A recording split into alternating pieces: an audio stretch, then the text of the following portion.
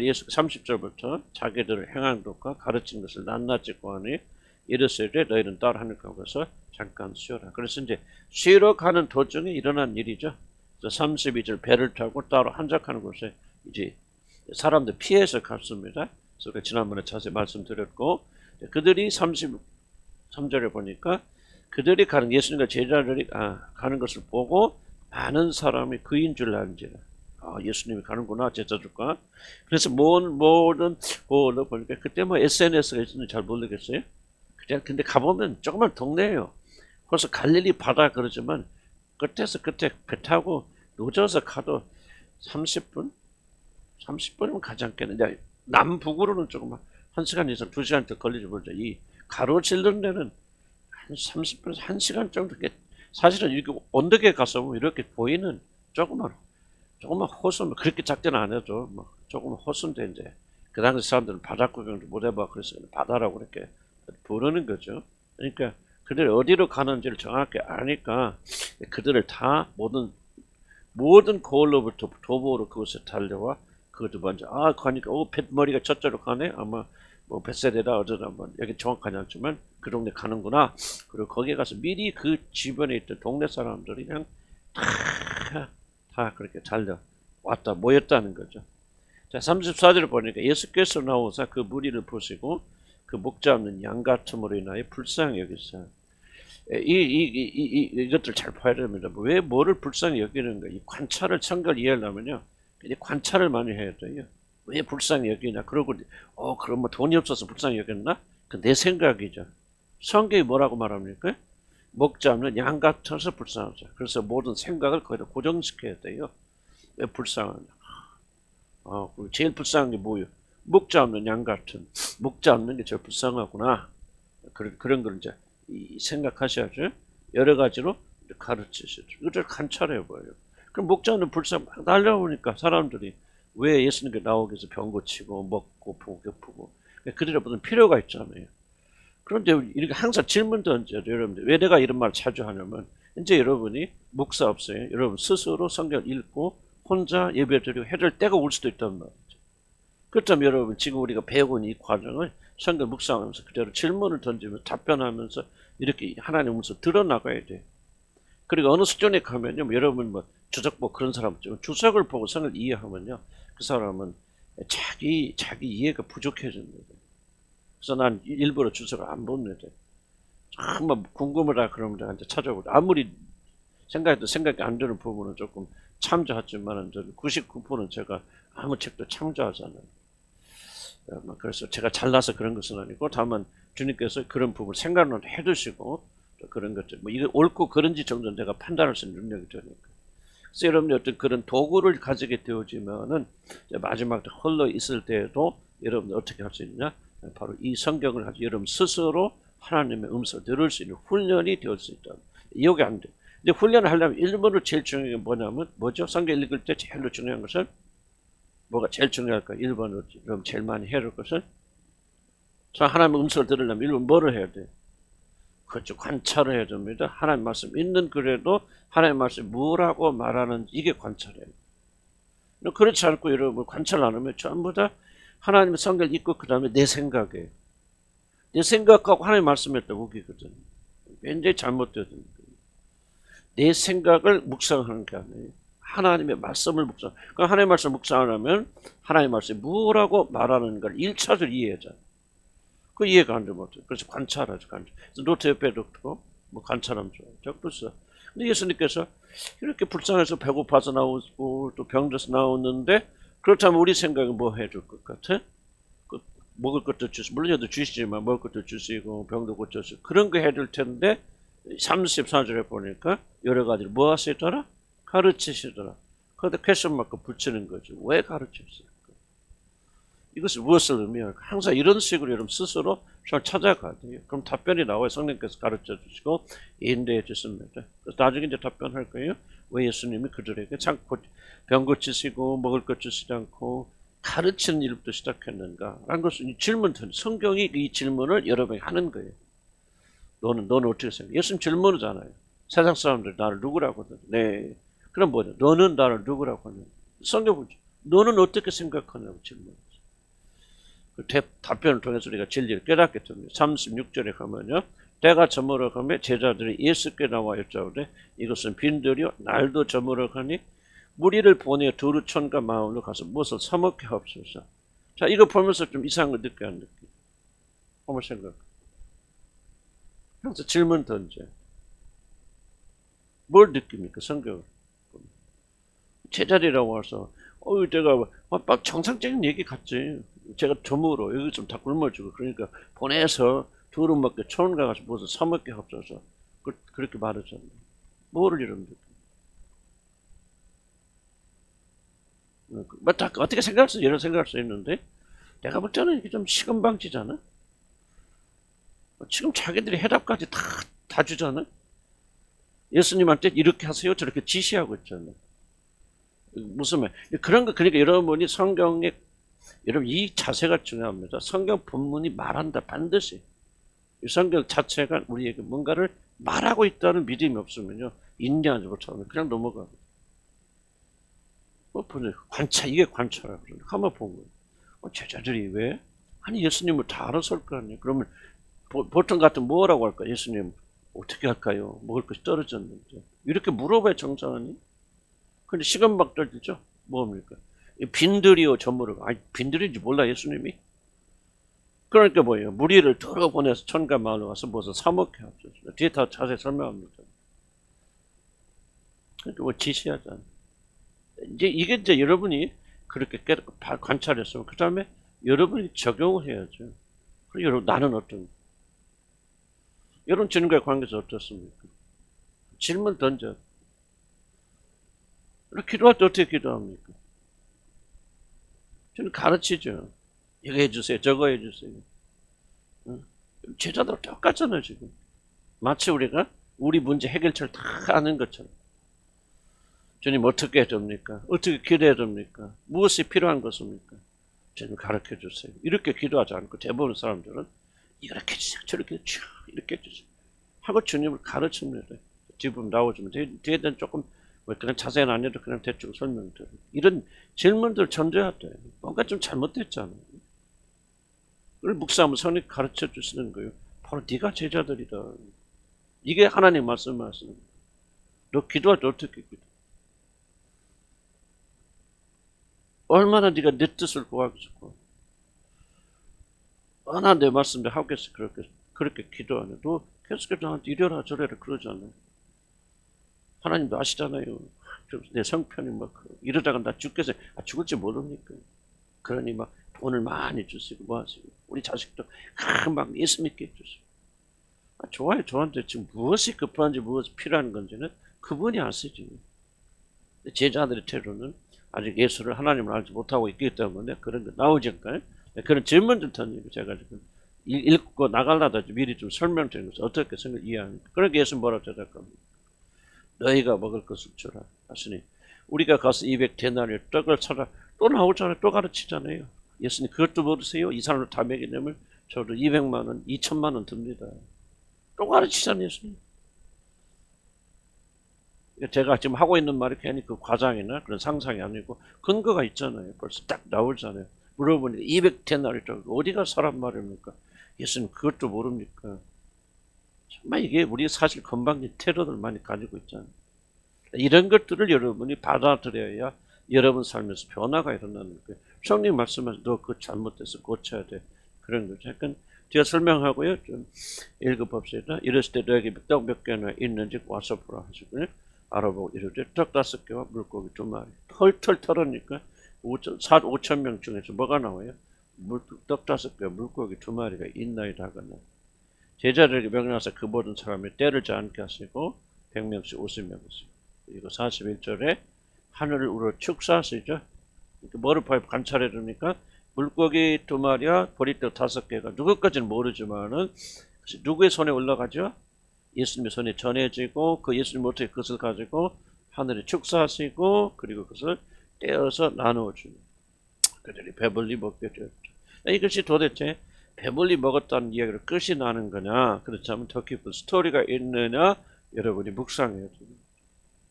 성령께서 여러분이 눈을 열어가시면서 영적 눈을 열어가시면서 이게 결코 그들이 배불리 먹은 육신의 배를 채우는 것이 아니라는 사실을 여러분들이 물론 여러분이 이제 저한테 많이 들었기 때문에 근데 이런 거야 하고 이미 선지식을 가지고 있지만은 성령께서 여러분이 가르쳐 주신 것보다 더 좋은 가르침 없어요. 그때가 주석책이나 이런 걸 보지 말라고 하는 것은 여러분 보는 사람 없겠지만은 보지 말라고 하는 것은 느리더라도 여러분이 성령께서 여러분 영혼에 하시는 말씀 듣는 훈련이 되어서 나가요. 그럼 하나님께서 말씀한 정확히 하나님 말씀하셨다면요, 여러분 나중에 깜짝 놀랄 겁니다. 훌륭한 주석가들이 내린 결론과 똑같은 결론이 나옵니다. 놀라운 결론. 그러니까 할머니 83번 할머니도 저는 대학교 교수이고 박사인 주석가들도 내리는 결론이 영적인 흐름이 있고 인도가 있기 때문에 똑같은 결론이 나와서 누구든지 그리스도 예수 안에 있는 자들은요 훌륭한 주석가들이 내리는 학적으로는 못하겠지만 그런 가장 중요한 결론에 동일하게 도착하게 되었습니다. 이게 성령께서 가르쳐 주십니다. 이 성경 이 책 누가 지었어요? 성령께서 지으셨죠? 하나님이신 성령께서. 그럼 이게 무슨 뜻인지 누가 가르쳐 줬죠? 그렇죠. 자기가 쓴 책이 자기가 가르쳐 주는 것이죠. 그래서 모든 사람을 다 배불리 먹었다. 그다음에 모든 물고기 또 모든 사람 다 내놓으시고 다 배불리 먹고 12관이었죠. 이런 것들 질문 던진 거죠. 만약에 누군가가 보리떡 5개 물고기 2마리를 내놓지 않았다면 어떤 일이 일어날까? 왜 우리 주님은 5,000명을 먹이시는데 그 적은 한 사람의 식사 분량에 불과한 그런 것을 원하셨을까? 취하셨을까? 또 이제 배불리 먹었다는 말이 무슨 뜻입니까? 4,000명이 나가서 조금 약간 양식이 다르거든요. 참 그게 굉장히 성령께서 보여줬습니다. 4,000명은 굉장히 또 중요한 사건이 담겨져 있습니다. 그래서 우리 프린트 보시면서 집에서 들으신 분 제가 좀 요즘 많이 바쁘기도 하고 몸도 안 좋고 그래서 못 보내드리는데 제가 보내줄 수 있도록 노력하겠습니다. 잘 들으세요. 집에서 들으신 분들. 자, 1페이지 다시 봅니다. 앞에서 그런 식으로 이제 젊은 던지고 뭐 하면서 해나간다. 제가 이제 여러분 교재를 만드는 걸 순수하게 지금 제가 말하고 있는 이 과정을 쫓겨서 이 교재가 나오는 거예요. 전 다른 책 전혀 참여하지 않습니다. 할 수도 없고. 순수하게 나는 지금까지 말한 질문과 답변 하면서 오늘 여기 결론이. 물론 나는 이제 목사니까 오랫동안 목했으니까 이런 조그만 지식들이 있겠죠. 주석책 안 보더라도 대충 이런 뜻이다 보니 선지식이 있어서 여러분하고 조금 다를 수 있어요. 그러나 여러분들도 충분히 똑같이 할 수는 없어도 그 성경을 묵상할 때는 좀 쉬운 걸로 개혁개정이 아니고 새번역이라든지 그런 거를 사용하시면 좋겠다 그런 생각도 들어요. 자, 1절 볼까요? 1번 하나님께서는 예수님은 자신의 모여든 자들을 불쌍히 여기십니다. 마치 목자 없는 양들이 이리저리로 먹을 것을 찾아 돌아다니듯이 방황하는 모습을 보고 불쌍히 여기셨다.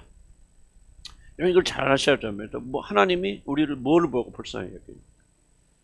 그렇죠. 목자 없는 양같이 방황하는 것을 가장 불쌍히 여기십니다. 근데 우리는 누가 제일 불쌍하다고 생각합니까? 뭐니 해도 머니가 없는 거, 그죠? 돈이 없어 서럽지, 무시당하고, 집 없고, 자식 없고, 자식이 성공하지 못하고, 불쌍히 여기잖아요. 과부, 뭐고. 이게 이제 우리가 이제 이걸 봐야 돼요. 하나님의 생각과 우리 생각, 괴리. 신앙은 뭐냐, 이 관계를 좁혀가는 거죠. 하나님 불쌍히 여기는 걸 불쌍히 여겨야 되는데, 우리는 돈 없는 그 남편은 사랑받지 못하는 거. 그래서 뭐 그 자기 연민이 빠져 살잖아요. 그럼 자기 연면에 빠져 있는 것은 절대 혼돈의 결과입니다. 내가 정말 하나님을 참좀 목자로 못 쓰고 그분의 말에 순종하지 못하고 사는구나. 나 같은 사람 진짜 불쌍한 사람이야. 이렇게 생각한 사람이 별로 없잖아요. 그저 돈이 없어 불쌍하고, 남편이 없어 불쌍하고, 자식이 내 속 몰라줘서 불쌍하고, 그냥 내놓을 거 없어 불쌍. 전부 다 세상적이고 하나님과 반대되는 게, 영혼은 구원받아 하나님 자녀가 되어졌는데 여전히 새 속에 물들어 있고 새 속에 죽은, 이게 바로 여러분이 당하는, 저와 여러분이 당하는 고민과 고통의 주범이에요. 세상이 우리를 핍박한다. 그런데 왜 우리가 더 고통스럽습니까? 핍박 자체 때문에 우리가 예수님 복음을 전하는데 오게 가지고 그런 게 아니고, 사실은 세상에 동조하지 않는 우리들이 고통을 느끼잖아요. 이런 관점을 가지고 바꿔나가야 돼요. 이게 신앙이에요. 예수님 보실 때 누가 제일 불쌍해요? 하나님 알지 못하고 하나님의 목자 삼아 쭉 따라가야 되는데 이스라엘 백성들이 자기들 율법을 더 섬기고 또는 뭐 하나님 아니고 뭐 우상 섬기고 그래 하나님을 알지 못하는 게 제일 불쌍하죠. 여러분 그게 아니고 하나님 알고 예수 그리스도 안다면 돈이 없다고 자기 자신 연민이 빠졌다면 남편이 없다고 불쌍하고 처량하게 하고 아직도 서럽고 뭐 자식이 뭐 성공하지 못하고 자랑하고 싸웠고 그래서 막 수치스러웠고 그러니까 여러분 참 이게 우리가 빨리 여기서 빠져나와야 돼요. 하나님과 화목하지 못한 이유는요. 영적으로 화목하고 여러분이 하나님 자녀가 되었음에도 불구하고 이게 안 되면 영적 생명을 누리지 못하는 거예요. 참 불쌍하게 되는 거예요. 비참하게 되는 거예요. 그래서 이 말씀을 통해서 계속 바꿔나가야 돼요. 아, 성경 보니까 하나님 불쌍히 보는 것은 다른 게 아니에요. 돈 없는 자를 불쌍히 여기시는 게 아니네. 우리 산상에서 보면 가난한 자들은 복이 있다 하고 칭찬해 주잖아요. 그럼 그 하나님의 마음과 일치되어 가는 게 신앙 아니에요? 근데 우리가 세상 사람들의 마음을 똑같이 가지고 그렇게 고통한다면은 그리고 와서 눈물을 흘리면 하나님께서 들어주실까? 쳐다도 안 볼 것 같아. 그래서 우리 생각을 바꿔 나가야지 하나님 뭐를 불쌍히 여기시는. 그래서 가장 불쌍한 사람 하나님 알지 못한 인생이 불쌍하죠. 우리는 행복해 불행해요. 근데 진짜 행복해요? 이런 질문을 계속 던져봐야죠. 돈 없는 게 불쌍한 게 아니고 자식 성공하지 못한 게 불쌍한 거예요. 그 다음 봅시다. 우리들 긍휼히 여기는 마음 가져. 세상 사람 볼 때 세상 사람들 어떤 눈으로 봐야 돼? 저 사람은 그냥 행복하겠죠. 돈도 많고 자식도 성공하고 뭐 그냥 사회에서도 높은 지위에 있고 저 사람 진짜 행복한 사람이요. 이게 바로 우리가 세속적인 증거죠. 불쌍하죠. 뭐 빌 게이츠가 됐건 누가 됐건 참 얼마나 불쌍합니까. 정명석이도 보면 그 사람 참 인간적으로 불쌍한 사람 아니에요. 그 저게 뭡니까? 우리가 가지고 있는 영혼의 만족을 가질 수 없으니까 그냥 참 미친 짓 하고 그 여자들도 뭐예요. 정말 하나님 만나서 체험받지 못하니까 뭔가 공허하니까 그냥 그 교주 가짜라도 뭐 가짜는 생각 안 하겠지만 그 교주에 인정받아서 자기가 뭐 하여튼 그런 만족을 채우려고 하니까 뭐 자기뿐만 아니라 다른 여자도 데려다가 재물로 바치고 이 모든 것들이 다 안에 숨겨져 있는 거죠. 그래서 막 그들이 잘했다 그런 뜻은 아니지만 우리가 비판, 판단, 정죄는 안 합니다. 불쌍하죠. 불쌍하니까 용서합시다 그런 말이 아니에요. 그런 말이 아니에요. 얼마나 불쌍합니까? 왜? 세상에 모든 걸 다 가져. 윤석열 대통령 난 불쌍해. 뭐 김건희 여사 막 요즘 막 이쁘게 화장도 하고 또 여기 나가서 막 난 비난하는 게 아니고 어쨌든 그래도 미운 것보다 낫잖아, 그죠? 우리나라 영부인 가서 막 어쨌든 근데 막 보고 뭐 이런 뭐 질투할 마음이 없지 하나도? 나는 그거 보면서 아이고 건이가 나가서 뭐 관심도 없어요. 참 불쌍하지. 뭐가 불쌍해? 하나님 알지 못하죠. 유선을 대충 뭐가 불쌍해? 하나님 모르죠. 근데 그들이 가지고 있거나 그저 누리는 것에 대해서 아무런 우리가 뭐예요? 부러움이 없죠. 부러움이 없다고라고 말하면 안 돼요. 그럼 부러움이 없다는 말은 여러분 안에서 참 행복이 일어나야 되는데 그렇지 못하는 건 뭔가 좀 우리가 말은 아니요 뭐 어쩌고 하지만 실제 우리 속사람은 뭔가 세상의 것을 부러워하고 있고 그것이 모자라고 부족한 것 때문에 우리가 고통할 수도 있다는 거예요. 진단을 해봐야 되죠. 우리 생각을 자꾸 바꿔나가야 돼. 바꿔나가야 돼. 그래서 긍휼히 여겨야 됩니다. 여러분 남편도 긍휼히 여기세요. 왜? 저 사람이 나하고 다른 이유가 뭐예요? 더 악해서 그런 게 아니에요. 그는 하나님 알지 못해 난 하나님 알죠. 그러니까 하나님께서 목자 없이 방황하는 그를 보면서 어떻게 여겼다 우리 주님이? 긍휼히 여겼잖아요. 그럼 그 목자의 마음을 가진 우리들도 그를 긍휼히 여기는 거예요. 난 관계 회복은요, 특별히 가까운 사이 관계 회복은 이 긍휼히 여길 마음이 부어지지 않으면 안 됩니다. 나는 우리 아내의 관계를 우리 형제들과 관계 속에서 또 뭐 내가 잘났다는 거 아니지만 정말 긍휼히 여기는 마음 부어지죠. 과거에 잘못한 하나 뭐 기억은 있겠지만요, 뭐 속에 숨겼을지 모르지만 섭섭한 마음 하나 듣죠. 긍휼히 여기는 마음, 긍휼히 여기는 마음. 돈이 우리 형제들 다 찰싸고 부자들이지만은 긍휼히 여기는 마음. 돈만 있다 드는 게 아니구나. 인간이 행복하려는데 이런저런 부족함도 있구나. 그렇게 생각하면서 그를 긍휼히 여기 내가 낫다는 말이 아니에요. 이렇게 우리는 서로를 향해서 예수 그리스도 안에서 우리 형제들이 긍휼히 여기는 마음을 가지니까 얼마나 그리스도 안에서 행복하고 만족스러운지 잘 모르겠어요. 그래서 여기 보니까 차이는 이거예요. 세상의 모든 걸 다 가진 사람도 뭐가 없습니다. 하나님을 알지 못하고. 근데 여기서 뭐 하나님 모른다는 게 아니고 목자는 뭐예요? 목자 양과의 관계는 죽자 살자 따라가야 되죠.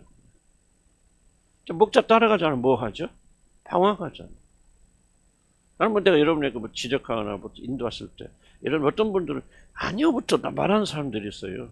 내가 말하면 목사님 그게 아니고요. 자기 주장하는데 나는 그 태도가 몰상식해서 내가 뭐라고 하는 가슴 아픈 게 아니고요. 참 그게 방황하잖아요. 진리를 따라올 수가 없어요.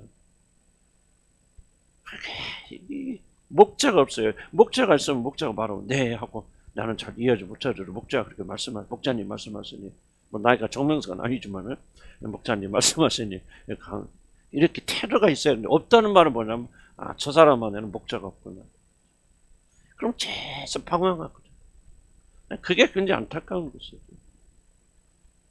어떤 사람 순종하는 사람들은 이단에서도 잘 되고요. 정통 기독교에서 잘 돼요. 그거 왜 그렇습니까? 이거 뭐하는 거예요? 주님이 뭐를 불쌍히 여기냐? 목자가 없으니까 뭐 한다는 게 방황하는 걸 불쌍히. 난 좀 그렇게 되지 않길 지역하는 게 중요합니다. 그래서 무엇이 중요한가? 2번 봅시다. 성경이 이들을 방황하는 이유가 뭐냐? 이스라엘 목자들 하나님을 버렸기 때문에. 설명해서 넘어갑시다. 이것은 무엇을 설명하느냐? 바로 예수님만을 100% 하나님만을 따르고 순종하는 거예요. 만약 여러분 하나님 믿노라 하면서도 여러분 100% 하나님을 따르는 목자의 삶 속에 들어가지 않으면 하나님과 참된 평강을 누릴 수 없습니다. 구원받은 자들도 하나님 평강을 상실할 수 있어요.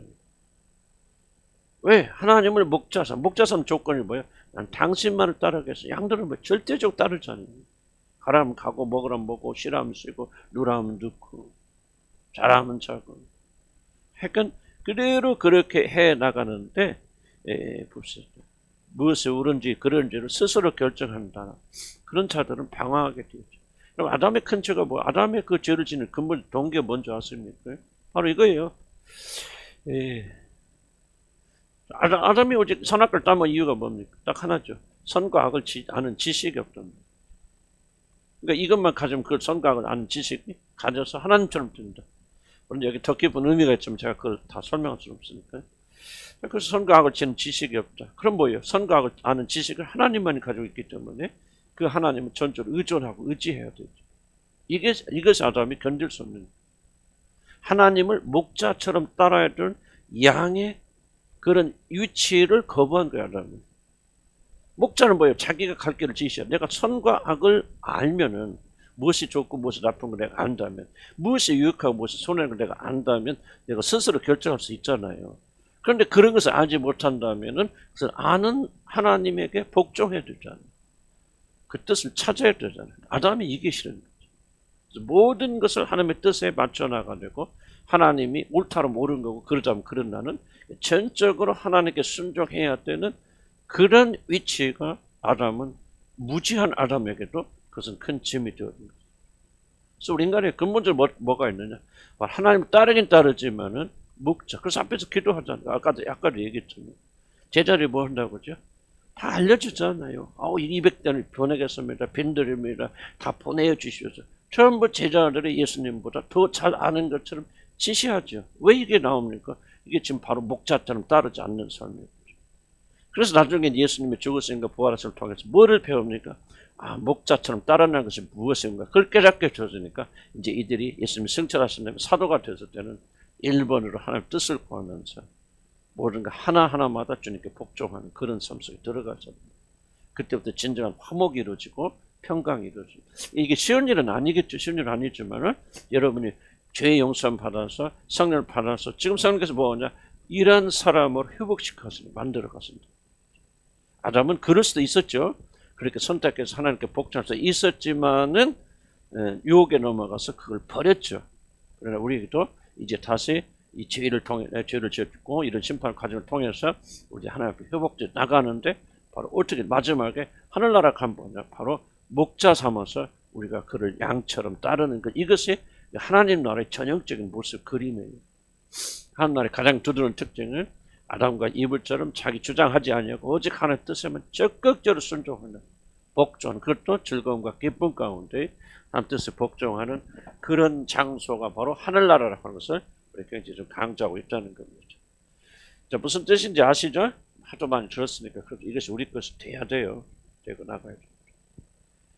자, 3번 봅시다. 3번. 방황하는 이들을 불쌍히 여기신 주님은 하나님 나라의 복음을 가르치십니다. 자, 보세요. 아까 얘기했던 배고프고 지치고 아픈 자들에게 주님께서는 하나님 나라의 복음을 가르친다는 사실을 잘 관찰해야 돼요.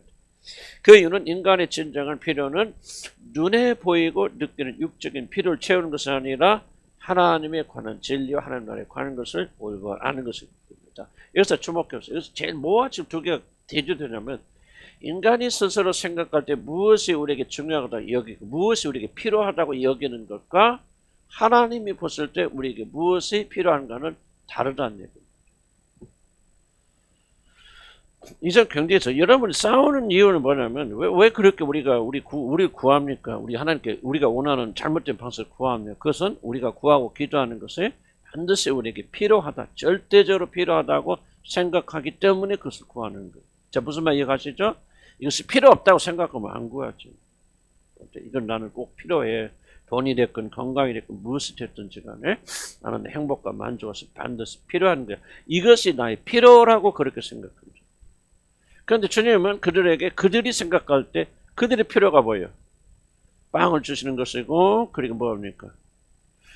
이제 뭐 병도 낫고 고치고. 그리고 궁극적으로 말하자면 한마디 예수 그리스도 왕이 되셔서 이제 일어나셔서 로마를 힘으로 몰아내고 거기 하나님 나라를 건설하셔서 예루살렘 땅에 건설해서 모든 자들이 배불리 먹고 마시는 그런 유토피아가 이거를 건설하는 것이 그들의 소원이죠. 이게 그들이 필요해요. 그들의 디자이어, 소원입니다.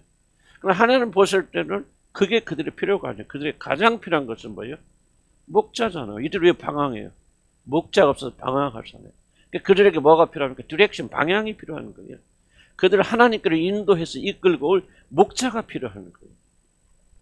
그래서 하나님 나라가 그들이 하나님 누구신지 하나님 나라가 어떠한 것인지를 배워서 예수님을 통해서 그 나라로 들어가는 것이 그들의 가장 1번의 중요한 목적이고 그것이 가장 중요한 필요해요. 그래서 예수님은 그 사람들의 압력에 굴복 안 하시죠. 안 하시고 그렇게 많은 사람이 기다리는데 우시자마자 이거 돈 줄 줄 알았고 건강 주실 줄 알았고 축복 주고 행복 주실 줄 알았는데 우셔서 뭐라고 하면 딱 일어서자마자 회개하라 그러시다. 그러니까 지금 인간들이 보는 길 여러분이 왜 예수님을 그렇게 잘 안 믿습니까? 하나님을 뭐 모여 있으니까 열심히 있겠죠. 그렇지만 왜 여러분 전심을 다해서 여러분 하나님께 여러분 자신을 내어놓지 못합니까? 바로 이 부분이에요. 여러분의 기대와 여러분의 필요는 다르기 때문에. 만약 여러분 지금 예수 그리스도 하나님만이 나의 모든 채울 수 있는 정말 내게 필요한 것은 목자, 그분을 목자 삼는 것이다. 여러분 그렇게 진심으로 믿는다면 누가 뭐라고 하든 가르칠 게 없어요. 그 사람은 하나님에 대한 열정으로 가득 차게 됩니다. 그게 정서예요. 그렇게 하지 않는 것은 우리들의 생각에 바로 예수 그리스도 우리의 필요가 아니라 하나님 생각할 때 우리가 필요하다고 여겨지는 하나님 나라 회개하고 그분을 깨닫는 것 이것은 아니라고 생각하는 게 잘못됐거든요. 그러니까 우리 예수님께 오셔서 바로 잡으시는 것이죠. 오셔서 첫째만 가르치고 회개하라. 천국에 가까웠다. 하면서 그들이 방향을 전환해서 이제 하늘을 향해 이것이 너희들에게 중요한 거 제일 급한 것이 이제 먹고 마시고 건강하고 이게 좋은 집 살고 이게 너희들이 필요가 아니에요. 근데 까놓고 얘기합시다. 저와 여러분 왜 그렇게 고민합니까? 솔직하게. 뭐 때로는 그렇지 않을 수도 있지만 거의 대부분의 경우 뭐 모두 다 그렇다는 것은 아니지만 여러분 진짜 여러분들이 먹고 사는 그 범위 벗어납니까? 우리 고민 같은 안 벗어나요. 솔직히 우리 자신 본답니다. 그러니까 얼마나 우리가 하나님에게서 우리가 멀리 떨어져 있고 교리가 있는지를 다시 한번 깊이 생각할 필요가 있죠. 그래서 우리가 좀 하나님 앞에 주여 내가 진짜 필요한 것이 무엇입니까? 의사 선생님이 있잖아요. 의사 선생님은 그분은 우리 필요가 뭔지를 정확히 이해하시잖아요. 우린 빨리 약 하나 먹고 그냥 끝나기를 원하자. 어저께 입으니까 하루 지금 사주때문에 안 나서 의사 선생님한테 어렵게 용기를 내서 근데 선생님 이번에 이제 오래 가서 이렇게 안 나서요. 그랬더니 조금 기분이 안 좋았나 봐. 그래서 나한테 빨리 나시려면 일주일에 2-3번 오시오. 그러더라고. 그래서 명답이네요. 그러고 아무 소리 안 냈어. 그러니까 내가 생각하는 그 소원과 그가 생각하는 필요는 치유 잘 받아야 돼. 시간이 가야 돼. 그래야 낫는데 나는 뭐야 빨리 좀 안 왔으면 좋겠죠. 그런 기대 차이가 있죠. 우리가 갈등하는 건 다른 거 아니에요. 우리의 기대, 하나님을 믿는 우리의 기대와 하나님이 생각할 때 너희들이 필요는 이거다라고 말하는 것과 굉장히 다르기 때문에 그래요. 이걸 좁혀 나가면은 신앙은 쉬워지는데 이걸 좁혀 나가는 게 그렇게 어렵죠. 그래서 인간의 그 고집, 아집, 이 죄의 강력한 세력이 얼마나 강력하느냐. 그렇게 은혜를 받고도 아직도 내게 진짜 필요한 것이 무엇인가를 깨닫지 못하고 내가 어찌 양식 아닌 것을 위해 은을 타라 좀 배부르게 하지 못할 양식을 위해서 수고하느냐는 말이 우리는 예수 안 믿는 사람들이 하는 말을 생각하지 구원받은 우리에게 주신 말씀 생각 안 해요. 지금 저와 여러분요. 지금 이렇게 계속 들으니까 그래도 조금 신용하는 것이지. 여러분 이거 주의 말씀 안 듣고 여러분 그냥 믿어보시죠. 전부 여러분의 우리의 가치와 추구하는 것은요. 다 하나님 보실 때 쓸데없는 것들, 배부르게 하지 못할 것들을 추구하는 거예요. 그래서 우리가 배움을 통해서 교정하자는 말씀을 통해서. 그래서 여러분 항상 이걸 기억해야 돼요. 내가 생각할 때 이것이 가장 필요하다 여기는 것과 하나님 필요할 때 너의 필요는 이것은 전혀 다른데 왜 언제까지 하나 움직이지 않으면 이것이 좁혀질 때까지 하나 움직이지 않죠. 여러분이 돈이 가장 중요하다고 믿고 돈이 있어야 되고 성공해야 되고 믿고 있는 한 하나님이 역사하시면 안 되죠. 축복하시면 그 사람은 어떤 믿음이 더 확고해지겠습니까? 돈이 최고야. 하나님은 2차적이고 하나님은 내 행복을 위해서 돈을 위해서 해주는 보조적인 수단에 불과하라는 여러분의 그 잘못된 신앙을 하나님이 확진시켜 주시죠. 이해가시죠? 무슨 말이지? 하나님께 침묵하십니다. 침묵했을 때는 네 생각 틀렸다는 거예요. 고치란 얘기죠. 바꾸라는 얘기예요. 그래서 항상 우리가 이 생각을 해야 돼요. 내가 이거 정말 어떤 문제 일어났을 때 우리는 어떻게 기도합니까? 빨리 이 문제 풀어지게 해주세요. 좀 우리를 괴롭히는 이 장로의 마음속 역사하셔서 이 장로가 꼬꾸러지게 해주세요. 그렇게 기도하세요. 그것이 우리 필요예요. 하나님 봤을 때 그것이 꼭 필요한 필요는 아니랍니다. 우리의 소원이 그러니까 하나님이 생각할 때 우리 필요는 다를 수 있죠. 막 그런 게 아니야. 너 좀 그 안에서 낮아져야 돼. 견뎌야 돼. 깎여야 돼. 그 사람을 통해서 너희가 내 사람이 돼야 돼. 이것이 여러분의 진짜 필요인데 안 보이죠. 그 영적 필요가. 그렇게 될 때는 내가 생각할 때 이것을 꼭 있어야 이 내 소원과 하나님이 생각할 때 우리 필요, 소원과 필요가 충돌하게 돼요. 근데 하나님은 고집이 세시고 하나님은 우리가 아무리 열심히 해도 꺾는 분이 아니시기 때문에 충돌기는 아무리 길어져도 우리가 하나님 뜻에 굴복하지 않으면 하나님 자기 뜻을 꺾지 않습니다. 그래서 사실은 진리를 올바로 아는 것이 가장 지혜로운 일입니다. 여러분 가장 편하고 행복한 삶 살 수 있는 것은 하나님 진리에 순종해야 돼. 왜? 아무리 발버둥 쳐도 하나님의 뜻은 꺾여지지 않습니다. 하나님 뜻이 꺾이는 그 진리가 이미 아니죠. 우리가 그분께 먹고 끓여야 되는데 그래서 인간은 고집을 뭐라고 말하면 하나님께서는 어리석음이라고 그래서 말합니다. 하나님과 더불어 싸워서 이길 사람이었거든요. 그래서 여러분의 삶은 어둠이 끼고 곤고하고 힘들고 죽을 때까지 고통하다 죽는 거예요. 그래서 그래도 하나님 나 들어갔을 때는 좋겠지만 난 그거는 내가 보장할 수 있는 건 아니고. 자, 그래서 우리의 필요와 우리가 생각하는 우리의 필요와 하나님 생각하는 필요는 다르다. 왜 우리가 성령의 능력이 필요합니까? 그렇죠. 내 뜻을 주님께 굴복시켜서 하나님의 뜻을 받아들인 것은 인간의 본성을 할 수 있다 없다 불가능한 일입니다. 오직 성령의 역사. 그리고 이것이 가능한 것은 그 사람이 구원받은 증거죠. 속사는 바뀌었기 때문에 가능하지. 이것이 전혀 불가능하다면 그것은 구원의 증거가 아니에요. 낑낑대지만은 과정이 필요하고 시간이 걸리지만은 결국은 하나님 뜻을 굴복하는 사람들은 결국은 거듭난 사람들 하나님 자녀죠. 끝까지 이것을 못한다 하면은 난 죄송하지만 여러분 구원받았다고 말할 수 없습니다. 여러분들 정죄학에서 그런 것이 아니고 이제 이런 마지막 심판대에 쓰게 될 때 명확하게 드러나겠죠. 나는 이제 목회자로서 이제 기회가 주어질 때만 이런 경고를 드려야 되니까 2페이지 넘어갑시다. 앞에서 말했지만 하나님은 결코 여러분의 기도와 압력에 하나님은 사람의 압력이 없는 분이에요. 압력 안 느끼십니다. 그래서 아무리 죽게 구하여도 하나님은 자기 뜻과 그리고 배부르지게 못하고 이를 허락지 아니었습니다. 예수 안 믿는 사람은 그냥 합니다. 원리 원칙 때 부지런히 하고 뭐 하고 그럼 성공하게 되어지고 예수님 하나님 상관 안 해요. 그래서 여러분 세상에서 행복하게 살려면 농담이 아니고 주님 떠나세요. 그럼 여러분 행복하게 살 수 있습니다. 어디서? 내 말 틀린 말 아니에요. 여러분 이상하게 듣지 마세요. 이 세상에서 행복하게 살려면 하나님 떠나세요. 우리가 억지로 뭐 이 세상에서 하나님 안 믿으면 막 불행합니다. 그거 거짓말이에요. 예수 안 믿는 사람 행복하게 잘 삽니다. 다 그러는 건 아니지만 우리가 막 그런 식으로 막 이 세상에 너희들 몰라서 그러지 막 예수 안 믿으면 막 정말 다 불행하고 막 지옥을 멸망 안 그래요 사람들. 아삽이 씹으세요. 아삭같이 믿음 좋은 자들 그런 왜 하나님 안 믿고 하나님 좋지 않는 자들이 세상에 저렇게 잘 하는 일보다 저렇게 잘 되니까 내가 실족할 뻔하였다. 근데 그가 성전에 들어가서 뭐를 보고요? 저들의 영원한 운명을 보고서야 그렇구나. 잠시 잠깐 지난 이 세상에서 저들 잘 돼서 있지만 아니구나. 하나님의 심판대로서 저는 영원한 처벌을 받는구나. 이걸 깨달았기 때문에 그 시험을 이겨나가는. 그래서 나는 뭐 그렇게 생각해요. 여러분 뭐 해당되면 나는 뭐 농담이고 진담.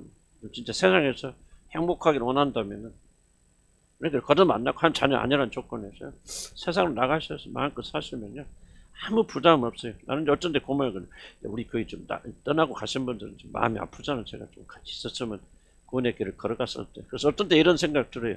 저분들이 나가서 우리들 그리워할까? 우리 복음을 듣고 막 천국 가는 이 길을 소원할까? 근데 그 결론이 뭐냐면 전혀 안 그렇습니다. 이건 우리들이 착각이 전혀 후회도 없고요. 안 그래요. 오히려 더 재밌게 살 거예요. 왜? 이게 바로 세상으로 나가는 사람 공통의 특징입니다. 우리 혼돈되죠. 근데 혼돈되니까 마지막까지 참된 믿음을 가진 자들만이 끝까지 가는 것이지. 아니 보세요. 복음에 순종한 사람 하나님 다 잘되게 해주고 복음을 조금 싫어하고 반대하는 사람 막 다 벼락 맞고 죽고 막 그러면은 아니 예수 안 믿는 사람 누가 있어요 이 세상에. 시험거리 하나도 없죠. 그래서 나는 좀 이 생각을 좀 달리 해야 된다 생각하는군요. 세상은 예수 없어도 행복합니다. 그러니까 뭐 하는 거예요? 주님께 안 돌아오는 거예요. 여러분들 까놓고 여기서 왜 예수님께 하나님께 전절 안 옵니까? 그 삶이 살만하잖아. 하나님 예수님 좀 많죠. 여러분 즐길 거 많죠. 은근히 즐기는 악들이 있죠. 그리고 뭐 세상에서 재미 솔찬하지. 그러니까 여러분 전적으로 하나님께 안 돌아오지. 만약 여러분이 하나님을 떠나는 삶이 미칠 것 같으면 어떻게 떠납니까? 나는 왜 안 떠나고 못 떠납니까? 나 하나님 하루만 떠나 있으면 미칠 것 같아요. 그것도 미친 짓 하고 다니다. 솔직히 그렇게 인간이지만 무슨 뜻인지 아세요? 나는 하루 이틀 동안 하나님 침묵했으면 나는 그래서 기도합니다. 하나님 나는 한국 없어도 괜찮아요. 막 죽어도 괜찮고 병들어도 괜찮고 막 돈 있는 거 다 날라가도 괜찮아요. 그래서 사도 다윗이 기도하는 기도를 합니다. 그러나 주의 성심만큼 내게서 걸어가지 마십시오. 미칠 것 같죠. 그런 분들은 세상 못 나가요. 그래도 세상에 이렇게 하는 것이 인간 아니에요? 그래서 성령께 도와주시고 은혜와 자비를 구원해 주시지. 그러나 여러분 세상을 생각해도 편안하고 교회 오면은 양심의 가치를 좀 느끼고 그런데 또 안 올 수도 없고 네? 이렇게 나는 그거는 좀 전혀 좋은 다른 신앙이라고 생각이 들어요. 그리스도 예수 안에 있는 자들은요 세상에서 만족을 누릴 수가 없어요. 기뻐할 수 없습니다. 그러시죠? 아무튼 적은 거 보니까 좀 헷갈리긴 한데 여러분 세상에도 아무렇지 않는 그런 하나님의 사람, 그리스도의 사람들. 자 봅시다. 자 그래서 우리가 뭐 무슨 긴장관계? 우리가 생각하는 우리의 필요와 하나님 생각하는 우리의 필요는 다르기 때문에 긴장관계. 4번 해가 저물었습니다. 이래서 동리가 없는 빈들이고요. 그래서 이들이 먹을 것을 얻지 못하고 이래서 배가 줄인 채로 있어야 됩니다. 제자들이 이 사실을 발견하고 주님께서는 이들 본의 음식을 사 먹게 하라고 말합니다. 제자들이 문제를 지적하며 주님에게 지시하는 것이 참 경이롭다. 아까 설명했죠. 그걸 아직 주님 알지 못하고 자신들이 이치가 주님 만약 주님이 누군지 알았다면 그대로 살아계신 하나님이시고 하늘에서 내는 생명의 떡이다. 우리 모든 인간의 생사를 그분이 주관하셨다. 그리고 그분에게는 뭐 이거 뭐 무슨 문제야 라고 알았더라면 그들의 당연한 질문은 주님 우리가 어떻게 해야 되겠습니까? 우리가 지시하시고 가르쳐 주시옵소서. 하라는 대로 하겠습니다. 여러분 보세요. 여기 이들과 대조되는 사람이 하나 있죠. 누가 생각납니까? 이거 보면 자꾸 여러분 성경 보면서 이렇게 자꾸 연상을 해나가요. 누가 있죠? 이게 굉장히 대조되는 자세 가진 사무엘. 마리아, 어머니 마리아. 아니 그게 아니고 가나 혼인잔치. 말씀하시는 대로 하라 그러잖아요. 그랬잖아요. 이건 내 아들이 아니에요. 하나님의 아들이에요. 그때 얼마나 깊이 생각인지 잘 몰라요. 그렇죠. 마리아 마음속에는 그 아들이 바로 하나님의 아들이시고 뭔가를 메시아라는 사실을 확신하고 있기 때문에 뭐라고 합니까? 그가 하라는 대로 하라. 어떻게 될지 모르잖아요. 가서 뭐라고 합니까? 아니 포도주가 떨어졌나이다. 그 말만 하잖아요. 어떻게 하라고 말 안 하잖아요. 지시하지 않지요. 전혀. 한번 뭐 합니까?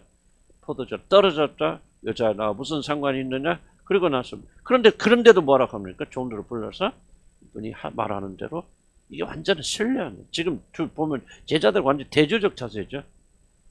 제자들은 뭡니까? 주님 가르치잖아요.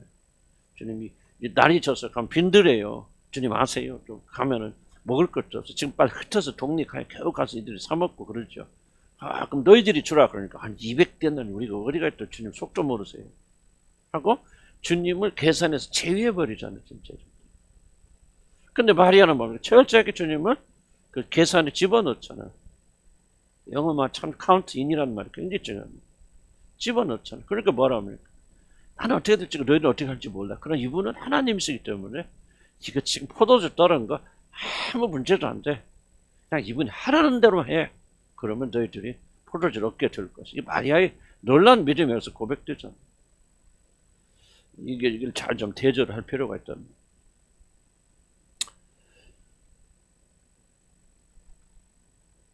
그래서 주님께서 주님 가르치잖아요. 그래서 주님 알지 못하고 자기들의 이치가 주님보다 더 박더 생각하고. 그래서 이렇게 저렇게 되었으면 좋겠다는 우리 생각과 기도는 마치 주님을. 그래서 주님과 성경에 말하는 너희는 함부로 그 앞에서 입을 열지 말라고 말했었죠. 이게 제일 많이 적용되는 때가 바로 기도의 때예요. 그래서 많은 시간 우리는 침묵해야 되는데 그걸 잘 못하는 것 같아요. 고린도서 2장 16절 이렇게 말하면 누가 주의 마음을 알아서 주를 가르치게. 제자 가르치고 있잖아요. 근데 주를 몰라서 그렇지. 이 마리아는 주가 누군지 알기 때문에 가르치지 않죠. 순종만 하라고 그러죠. 이게 단순한 이치가 아니고 이거 굉장히 여러분이 이게 이 정도 깊이 생각한다면 정말 굉장히 깊이 생각합니다. 삶은 다를 수 있죠. 저도 참 가슴 아픈 그런 부분인데 어쨌든 제자는 그들 영원히 배불리 갔을 생명의 떡이 바로 옆에 계신 모르고 잠시 동안 배고픔을 잊게 해줄 음식을 찾게 하여 여러 종류로 사람을 풀라고 요청합니다. 우리들도 그럴 수 있죠. 우리 진짜 배고픔이 무엇인지 모르고 그리스도가 우리들의 주님을 영원히 채워줄 생명의 떡이심을 알지 못한다면은 이제 뭐에 집중하게 됩니까? 그리스도 자체보다도 방법에 집중합니다. 지금 제자들 보면 전부 방법이죠. 보내세요, 사 먹게 하세요, 먹으세요. 어떻게 이 문제를 풀까 하는 제안이죠. 제자들. 마리아 대답은 뭡니까? 이분이 하라는 대로 하라. 방법은 몰라요. 정말 어디 초점 맞추죠? 이분에게 초점 맞춘 그리스도. 그래서 하나님이 어떻게 인도하시든지 이끄시든지 여기다 초점 맞췄어요. 나는 기도가 이렇게 되는다고 생각합니다. 기도 시간에 우리가 굉장히 하나님께 방자할 수 있어요. 물론 우리가 구하는 것이 다행히 하나님 뜻과 일치가 된다면 좋겠죠. 그러나 그렇지 않은 경우가 대부분인데 그래서 우리 기도의 가장 중요한 부분은 하나님 뜻이 무엇인지를 먼저 알아야 된다. 그거를 정확하게 알려주는 것이 주기도문입니다. 어떤 상황에서 하나님께 아버지 이름이 거룩히 여김을 받게 하시고 그 나라가 임하는 것이 중요합니다. 그래서 우리 주기를 따라서 하면서 어떤 긴급한 상황 속에 어떻게 기도해서 하나님 이렇게 어렵게 힘든데 어떻게 아버지 하나님의 이름이 거룩히 여김을 받을 수 있겠고 어떻게 이 과정을 통해서 주의 나라의 임재가 우리 임할 수 있겠습니까? 바꿔주죠. 여러분 뭐 부부간에 문제가 있고 어떻게 우리 와이프가 우리 남편이 좀 변화가 돼서 좀 저런 사람 되어겠습니까? 지금 여러분 제자들처럼 예수님께 지시하는 겁니다. 난 다 알아. 우리 남편의 문제를 당신 주님보다 더 잘 알아요. 그러니까 우리 남편 요게 고쳐 저거 고쳐면 잘 될 거예요. 우리 아내는 이게 문제예요. 저게 잘 될 거예요. 그렇게 하잖아요. 그런데 주님이 가르친 기도는 뭡니까? 주님, 우리 우리 가정에서는 문제 있고 어려움이 있습니다. 부부간에 일치함이 없습니다. 하나님 어떻게 하여 이 과정을 통해서 아버지의 이름을 영화롭게 할 수 있겠습니까? 그 길이 되기를 원합니다. 저렇게 기도하죠. 그 길을 가르쳐 주시고. 저도 그렇게 기도합니다. 그럼 하나님 대답은 거의 비슷해요. 대답은 어떤 대답? 예를 들자면 저는 그렇게 하나님 네가 죽어라. 나는 항상 부부 문제 기도하면 하나님께 주십니다. 뭐 내가 잘하나 보던다는 게. 우리 집사람 내가 볼 때는 거의 똑같은 기도를 하는 거예요. 참 놀랍더라고요. 이게 나중에 보면요. 서울에서 기도하는 게 거의 일치되죠. 참 놀라워요. 어떻게 하나님 나라고 죽기까지 복종 하나님 뜻이 무엇입니까?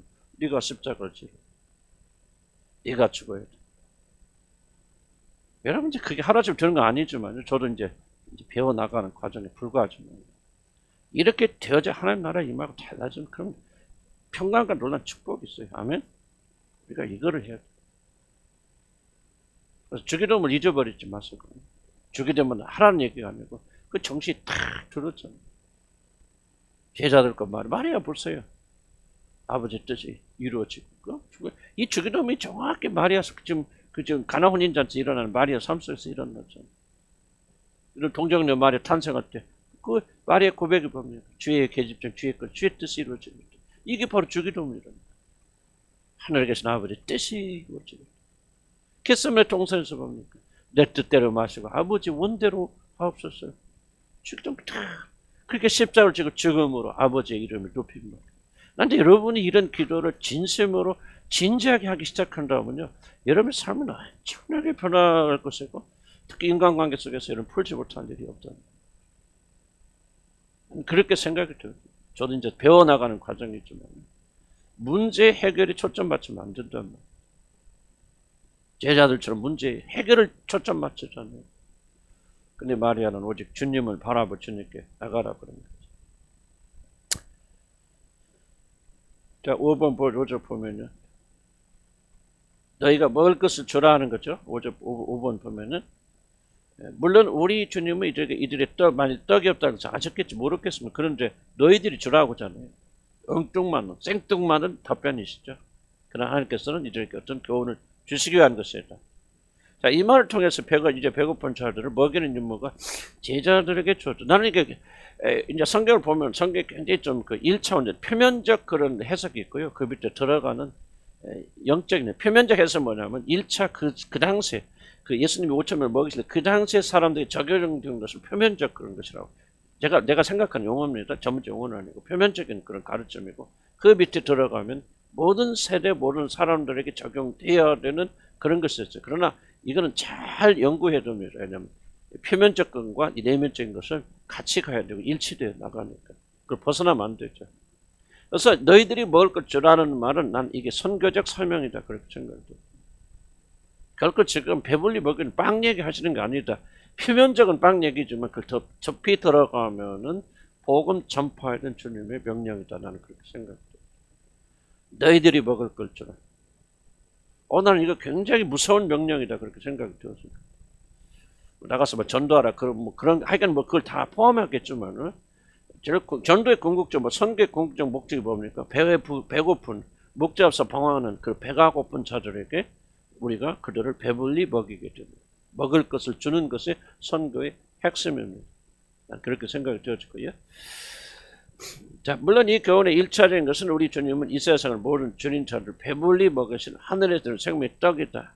이건 이제 그 궁극적인 거지만은 마태복음 들어가면 사복음서, 요한복음은 굉장히 이 각도로 말하고 있지만 마태복음과 특히 마가복음은 선교적 관점에서 많이 강조하고 있다는 것을 여러분들 좀 전문적이라 그런 거 몰라도 돼요. 다만 이제 목회자들은 요한은 정말 내적인 개인의 영생, 개인의 하는 게 관계 굉장히 초점 맞춰져 있지만 특히 마태는 선교, 마가는 선교예요. 마가 놀랍게 선교적 책입니다. 그래서 어떤 분은 제목이 선교자 마가 이렇게 말하거든요. 선교자 마가. 신학자이면서도 그는 엄청나게 깊은 그런 신학적인 신학자이면서도 그런 선교자다 그런 얘기를 합니다. 그래서 너희들이 먹을 걸 주라는 말은 선교적 명령. 뭐 선교적 명령 어렵게 생각하지 못해요. 선교적 명령이 무엇입니까? 우리가 외국에 나가는 것 아니 그걸 말하는 것은 아니고 지금 여러분 삶 어디가 선교자입니까? 여러분 가정, 여러분 직장, 시장, 여러분의 생활 반경이 선교적 삶, 선교. 그들이 먹을 것을 줘야 된다.